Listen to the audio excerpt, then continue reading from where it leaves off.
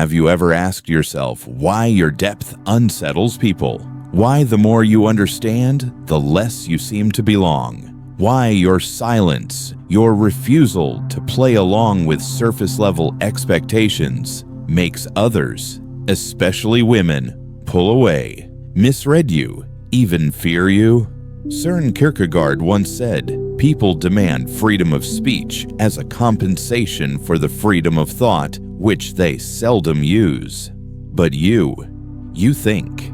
And that's precisely the problem. You're not dangerous because you raise your voice. You're dangerous because you don't have to. You're dangerous because you are unpredictable. And in a world addicted to predictability, where comfort masquerades as truth, the intelligent man is chaos in human form. You see, modern relationships aren't built on truth. They're built on emotional comfort, on curated narratives, on temporary relief from loneliness. But the intelligent man, he is allergic to illusions. He hears the words, but listens beneath them. He watches the smile, but reads the fracture behind the eyes. He does not chase butterflies of romance without first asking, "What is this feeling made of?" He dismantles the script. He sees that most people aren't in love. They're in need. Kierkegaard warned us, the crowd is untruth. And when a man refuses to be swallowed by the crowd, when he carves a path of solitude, of deep reflection, he exposes the scaffolding that modern society leans on, the illusion that being seen is the same as being known. Women don't fear intelligent men because they're smart. They fear them because they cannot manage them. Because the intelligent man cannot be bribed with compliments, manipulated with sex, or kept in line with validation. He doesn't dance for attention. He doesn't beg to be chosen. And when he does love, he loves with clarity. Not for escape, but for awakening. And that kind of love, it terrifies. Because it sees through. It demands substance. Kierkegaard spoke of despair, not as sadness, but as disconnection from the self. The sickness unto death, he called it. And that is what the world fears most in men. That they might wake up. That they might unplug from the circus of charm and approval. Because a conscious man is not profitable. He's not easy to manipulate. He's not reactive to praise or afraid of being alone. A conscious man is not tame. He does not fear rejection because he no longer fears himself.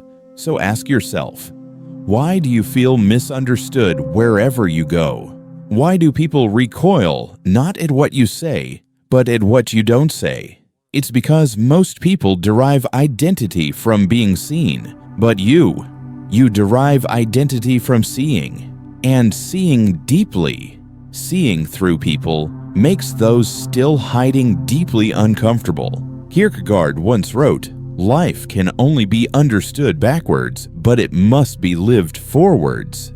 And the intelligent man lives forward, but always watching, always analyzing, always deconstructing the architecture of seduction, power, emotion, fear. He lives with the tragic burden of knowing too much and belonging too little. So what happens when a man is no longer seduced by the surface? When he stops chasing illusions? When he is no longer enchanted by the dance of performance?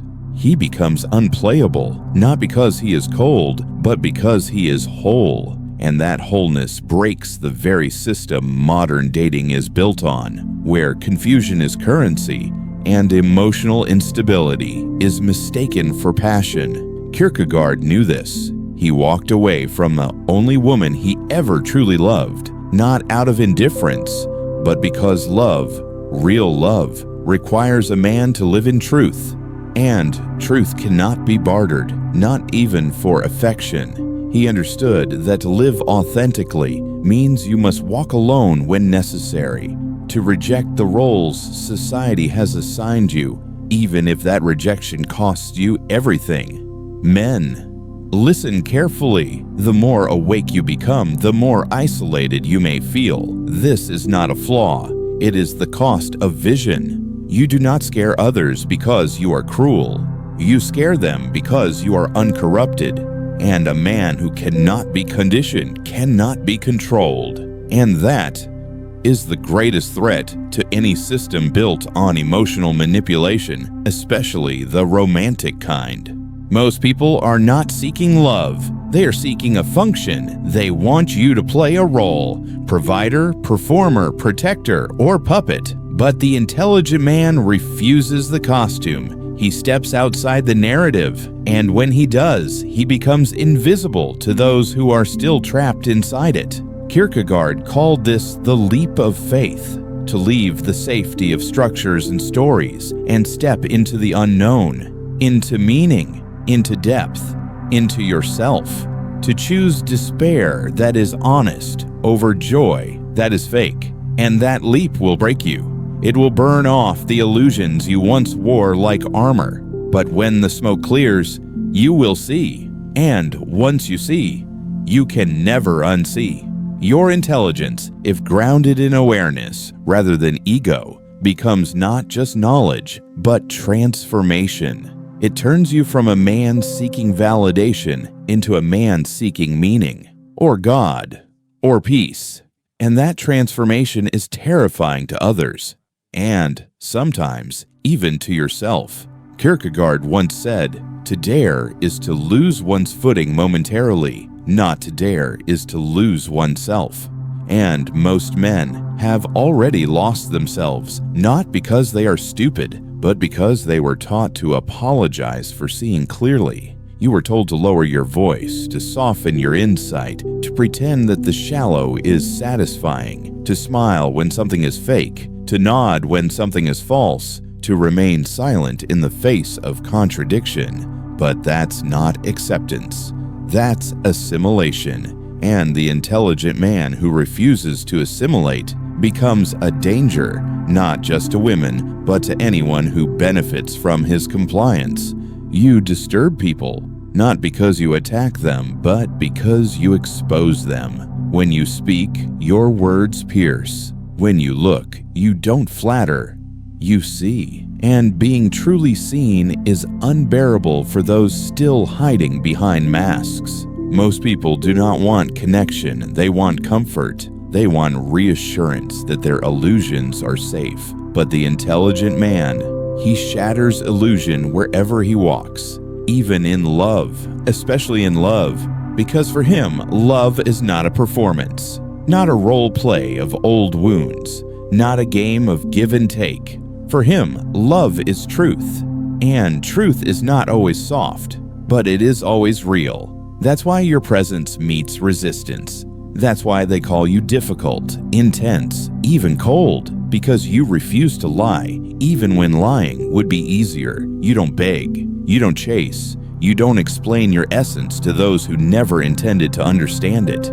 You're not here to be understood. You are here to be real. You walk away not because you're angry, but because your soul refuses to be auctioned off to the highest bidder of convenience. And that kind of man, the one who does not scream, does not chase, does not prove himself, he terrifies the world, not because he is cruel, but because he chooses. He chooses with awareness. He lives with intent. He acts from a place that cannot be manipulated. And in a world addicted to reaction, choosing is the final rebellion. You want to know why intelligent men make modern women uncomfortable? It's not because women are inherently shallow, and it's certainly not because they are evil. It's because most people, men and women alike, have been trained to respond to performance, not presence. And the intelligent man cannot perform. He does not enter half-heartedly. He does not pretend to feel. He does not offer parts of himself just to be accepted. He brings all of himself, or he brings nothing. And that kind of fullness, that kind of raw, awake, unfiltered energy is confronting because it demands self-awareness. It demands truth. And truth, for most, is too heavy. Kierkegaard lived that weight. He loved Regina Olsen, but he walked away, not because his love was weak, but because it was too strong to be reduced to a role, a marriage, a performance. His soul was not designed for shallow waters. It needed the depth, the solitude, the space to wrestle with the eternal. And that's the paradox of the intelligent man. He craves intimacy, but never at the cost of his essence. He longs to be seen, but refuses to wear a mask to be noticed. He desires connection, but will never trade his truth for a seat at someone else's table. This is not pride. This is alignment. And it is terrifying to those who've built their identity on being liked rather than being real. Because deep down, everyone wants to be chosen, but the intelligent man, he doesn't want to be chosen, he wants to be met. And being met requires the other to be whole, to have walked through their own shadows, to have buried illusions, to have risen, not perfect, but conscious. And most people are not ready for that. So what do? They label you distant, cold, difficult, arrogant. But here's the truth. You are none of those things. You're not cold. You're clear. You don't hate women. You just refuse to worship them. You don't reject love. You reject the performance that pretends to be love. You've seen too much to play blind. You've been burned too many times to pretend the fire isn't real. And that is what unsettles them. Because you are not manipulable, not predictable, not waiting for permission to exist. Kierkegaard said, the most common form of despair is not being who you are, but you are different. If you're still listening, then something in you is breaking free. You want to know who you are beneath the noise, beneath the need for approval, beneath the layers that were never yours to begin with. And that journey, it will cost you. It will cost you comfort. It will cost you popularity. It might even cost you a few illusions you once called love. But what you gain is everything. Selfhood, sovereignty, sanity. You stop looking for someone to complete you because you realize you were never broken. And that, brother, is when you become truly dangerous, not to people, but to the system that thrives on men who forget who they are. Because the deeper you go, the more the lies unravel, especially the ones you were taught about what it means to be a man. Kierkegaard didn't care for success as the world defines it. He wrote, "The greatest hazard of all, losing oneself, can occur very quietly in the world, as if it were nothing at all." And that, my brother, is exactly what's happened to far too many men. Quiet disappearance, not in body, not in voice, but in soul. This is how most men vanish, not with screams, not with collapse, but with a slow erosion of identity in the name of being palatable, likable, easy to love. They adjust. They smile when they don't want to. They stay when they should walk. They say yes when everything inside them aches to say no. And one day, they look in the mirror and see a stranger. But the intelligent man, he cannot pretend for long. The truth builds inside him like pressure beneath the earth. And sooner or later, it must erupt. He begins to see through it all. What others call confidence, he recognizes as arrogance. What they call love, he sees as dependency wrapped in need. What they celebrate as chemistry, he identifies as shared trauma in costume. And once you see, you suffer. That is the unbearable cost of awareness. You suffer because illusion no longer seduces you. You suffer because your silence makes others nervous. Your questions ruin conversations. Your clarity becomes offensive to comfort addicts. And here begins the Kierkegaardian paradox. Either you betray yourself to belong in a world that wants your obedience, or you betray the world to remain loyal to your truth. Most men, unsurprisingly, choose the first. It is rewarded, it is praised, it is safe, but it is also a slow, soul-deep death. The brave man, the thinking man, chooses the second. And from that moment, he does not live easily, but he lives honestly. That honesty touches everything: how he speaks, how he works, how he loves, how he walks away when his soul says enough. And the world hates that kind of man, because a man who cannot be seduced by validation, by groupthink, by applause, he becomes a mirror that reflects everyone else's cowardice. Let's talk about relationships. Why do women often feel uncomfortable around the intelligent man? Not because he is cold, but because he cares differently. He doesn't chase, he observes. He doesn't flatter, he listens. He doesn't dance to every emotional cue like a trained dog. He chooses his responses with surgical clarity. That discernment, it feels like rejection to people who are used to being adored just for existing. He doesn't worship, he sees. And what he sees cannot be unseen. Because intelligence, when married to emotional self-awareness, becomes spiritual X-ray vision. You look at her, and you see through the smile, through the flirt, through the wound beneath the performance. And that kind of sight unsettles anyone still trying to hide behind charm. Kierkegaard wrote relentlessly about the necessity of becoming a self, not a mask, not a role, not a reflection of what others need you to be, but a self in full. And that journey demands silence, solitude, reflection, depth.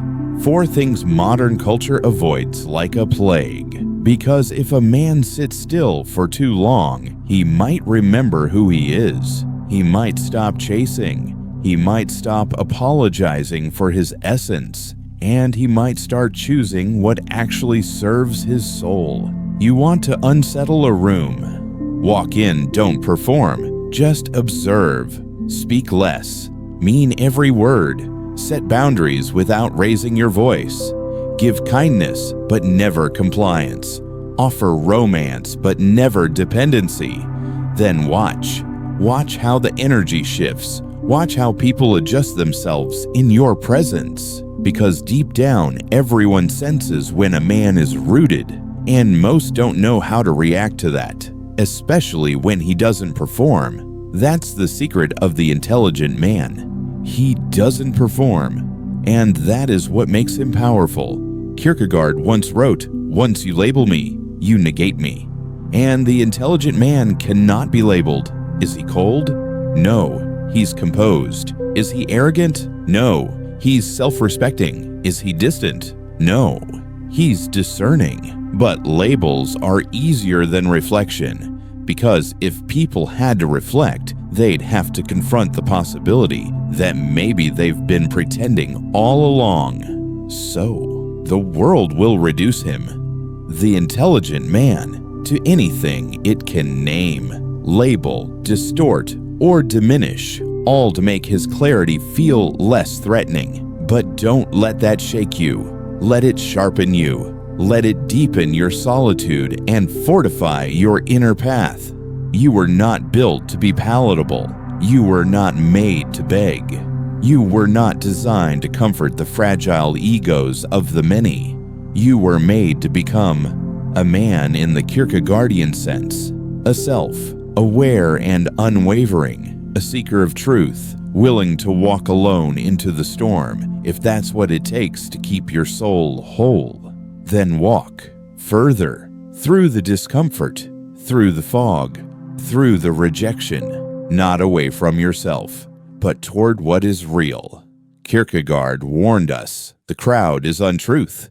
Yet most men still beg that very crowd for validation. They measure their worth by applause, by adoration, by how many hearts they charm, how many smiles they inspire, how many followers clap when they speak. But that applause is a trap. It reshapes you, not according to truth, but according to what is pleasing. And here is the bitter truth you were never told. The more intelligent you become, the less applause you will receive, because you are no longer playing for the crowd. You are playing for your soul, and the soul does not seek to be liked. It seeks to be free. And most people don't clap for that. They don't celebrate self-sovereignty. They stare, they question, they shrink. You scare them, not because you're cruel, but because you're clear. In a world of noise, your silence is unsettling. In a culture addicted to reaction, your stillness feels like rebellion, because it is. The rebellion of a man who has reclaimed his mind, his heart, his attention. You don't owe anyone a reaction. You don't owe the world your confusion. The intelligent man does not explain himself to those committed to misunderstanding him. Have you noticed how people become uneasy when you stop oversharing, when you start protecting your thoughts, when your eyes say more than your words ever will? That's the energy of a man no longer trying to be understood by all. And that kind of man, he terrifies not just women, but the whole of society. Because the world thrives when men are distracted, when they chase, when they burn themselves out for applause they never needed in the first place. But the intelligent man doesn't chase, he chooses. And this choosing, calm, conscious, deliberate, is what makes him unreadable, unplayable, untouchable. Kierkegaard called it the single individual, the man who has separated himself from the crowd, not in arrogance, but in authenticity. He walks alone, not because he hates people, but because most paths lead to noise. And he seeks truth. He wants depth. He wants God in whatever form that longing takes. And here is the paradox. The more rooted you become in yourself, the more people will try to shake you. Not because you are wrong, but because you remind them of what they abandoned. Their depth, their integrity, their silence. And in love, this truth grows even sharper. The intelligent man does not romanticize chaos. He does not confuse emotional turbulence with passion. He is drawn to alignment, not adrenaline. He seeks peace, not performance. He seeks the sacred, not the sensational. And when he speaks of love, he speaks not from hunger, but from wholeness. Not from loneliness, but from reverence. This quiet, steady presence, this unwavering masculine calm can feel cold to the woman who has only ever known love as drama. But it is not cold. It is steady. It is safe in the deepest sense. It is the love that does not need to be loud to be real. And steadiness, real grounded steadiness, is unfamiliar, even frightening, to those still addicted to the highs and crashes of emotional instability. But you must not shrink for their comfort. You must not dim your clarity just to be more digestible. You must not pretend ignorance to seem less intimidating. Your role was never to blend in with a world built on confusion. Your mission is to remain anchored, rooted in truth, even when that truth isolates you. And sometimes truth walks alone. Kierkegaard lived in that solitude. He was mocked. He was misread. He was alone. Not because he didn't feel love, but because he felt it so deeply, so painfully clearly, that he knew his truth could not survive inside the roles others expected him to play. And now that same challenge rests on your shoulders. Will you keep playing roles just to keep others comfortable? Or will you finally become the man you were meant to be, even if that man is feared, misunderstood, or completely alone? The intelligent man does not chase applause. He does not beg for smiles. He does not twist himself to be liked. He seeks one thing: alignment. And when you become aligned, truly aligned, you will be recognized, not by the crowd, but by the few. Not because you impressed them, but because your silence echoed something they forgot they had within themselves. So stop over-explaining. Stop apologizing for your solitude. Stop doubting your depth just because it makes others uncomfortable. You are not too much. You are simply too real for a world that rewards masks, not substance. And yes, the more real you become, the lonelier it may feel, but the more powerful you will be, because this power will not come from charm or image or performance. It will come from one thing: your refusal to abandon yourself. You've come this far, so don't stop now, because on the other side of this road, the one paved with solitude, clarity, self-mastery, is not just power, it is freedom. And Kierkegaard understood something most men never do. The price of freedom is everything that once made you feel accepted. He wrote, "Anxiety is the dizziness of freedom." Because once you stop outsourcing your identity, once you no longer beg for permission to exist, you are hit with the raw, terrifying truth. There is no map, no applause, no one to affirm you. There is only you and God and the abyss that stretches between. And that is why intelligent men unsettle the world, because they walk into the abyss with their eyes open. They do not run from their thoughts. They do not numb their questions with dopamine and distraction. They do not flood their schedules just to avoid sitting with themselves. They sit in the silence. They endure the ache. They ask what other men fear. Who am I when I am not working, not being desired, not needed by anyone? Who am I without validation, without noise, without distraction? Most men run. The intelligent man builds his house in the heart of those questions. And when he meets a woman, he doesn't seek to possess her. He doesn't perform for her. He doesn't need to control her, fix her, or impress her. He wants to see her. And that kind of seeing is rare. It pierces through vanity, through ego, through every scripted performance. It doesn't flatter. It doesn't conform. It doesn't seduce. It demands truth. It is truth. And truth, real truth, is fire, not warm, but cleansing. And when the intelligent man stands in that fire, unshaken, unmasked, unmanipulated, he becomes something terrifying to the world. Not harsh, not cold, but whole. And if you wonder why you are avoided, misread, even villainized, it is because you stopped chasing shadows. And when you stop chasing shadows, those who live in them will feel exposed. You speak without flattery. You love without dependency. You exist without apology.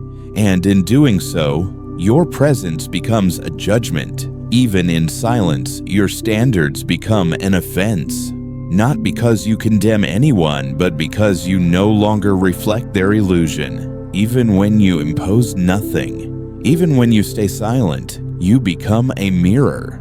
And most people hate mirrors that don't flatter. But that's not your purpose. Your purpose is not to please. It is to reflect what is real, first within yourself, then in the world around you. Kierkegaard spoke of the knight of faith, a man who lives inwardly before he lives outwardly, a man who walks not by logic alone, nor by fleeting emotion, but by a silent, sacred calling that cannot be explained to the crowd. The knight of faith moves unnoticed, no titles, no noise, no hunger for recognition, but inside burns a light that no rejection, no trend, no loneliness can ever extinguish. That is the man you are becoming, not one who seeks identity, but one who embodies it. Let's not lie. This path is not easy. You'll lose people. You'll doubt yourself. You'll walk through nights so quiet They feel like screaming. You'll look at the things that once brought you joy and feel nothing. You'll leave relationships that once felt like home, only to realize they were built on sand. But in their place, you'll feel something new, something still, something terrifyingly peaceful, a calm that does not come from applause, but from being in alignment with your soul. And that peace, that integrity, is worth more than anything you've lost. So no, you're not too quiet. You're not too intense. You're not too much. You are becoming whole. And in a world that profits from fragments, wholeness is a threat. It can't be sold. It can't be seduced. It can't be controlled. It can't be ignored. You are not broken. You are becoming. And what you are becoming is exactly what this world needs, and exactly what it fears. A man who can no longer be fooled, not even by the lies he used to whisper to himself. Kierkegaard believed that every man is called not to more status, not to more applause, but to more truth. He said, "What I really need is to be clear in my mind what I am to do, not what I must know. This is your essence. It's not about knowing more. It's about becoming more. Becoming a man no longer shaped by reactions, by fleeting desires, by others' expectations, but by eternal commitment to his own wholeness, no matter the cost." By now, you've felt the weight of this journey, the loneliness, the ache of seeing too much while the rest of the world sleeps. But hear this, that pain you carry, it's sacred. It's not a flaw. It's your proving ground, because when you can sit alone, in silence, and not need to be rescued, when you can walk away from anything that insults your soul, then you become truly untouchable. The intelligent man who embodies Kierkegaard's truth does not fear rejection. Why? Because he has chosen himself. And once you choose yourself, everything changes. You stop seeking someone to fill your silence and start looking for someone who respects it. You stop performing for a paycheck and start creating something that reflects your essence. You stop living to escape and start living in alignment. And that alignment, it makes you rare, not better, just braver, because you dared to face the unbearable light of your own potential. Most men run. You stayed. You followed the whisper, through the fog, through the heartbreak, through the ridicule. And here you are, not perfect, not finished, but free. And that freedom, quiet as it may be, speaks louder than any performance ever could. You've learned that peace is not found in the presence of others, but in the absence of self-betrayal. You've learned that love is not a game, not a transaction, but a mirror. And the woman worthy of your depth, she won't flatter your surface. She'll stand in your silence and stay anyway. And if she doesn't come, you'll be whole regardless. You will not beg. You will not bend. You will not break. Kierkegaard walked alone, but his solitude birthed scripture. His pain became fire. His words became the map for men like you. So if you are misunderstood, good. If you are feared, good. If you are called arrogant, distant, cold, good. It means you've stopped being edible. It means you've stopped performing. It means you've started to matter, because the world does not need more nice guys, more puppets, more polished smiles. It needs men. Men who walk in silence, who speak with weight, who choose peace over applause, truth over approval, solitude over shallow comfort. Men who are so rooted in themselves that not even love can make them betray their soul. If you are that man, or becoming him, then hear this. You may not be for everyone, but to the few who truly see you, you will be unforgettable. They won't worship you. They'll respect you. And most of all, you will respect yourself. In the stillness, in the silence, in every moment, you chose truth over performance. So, if this message stirred your soul, let it keep burning. Like the video. Share it with a brother still lost in the fog. Subscribe to keep this fire alive. And if you believe in this mission, if you believe men need this now more than ever, support the channel through the link below. Your voice matters, your mind matters, and the world needs men who are no longer afraid to walk alone. Thanks for spending time here. If this resonated with you, give it a like, send it to a friend, and make sure you're subscribed. Your support means everything.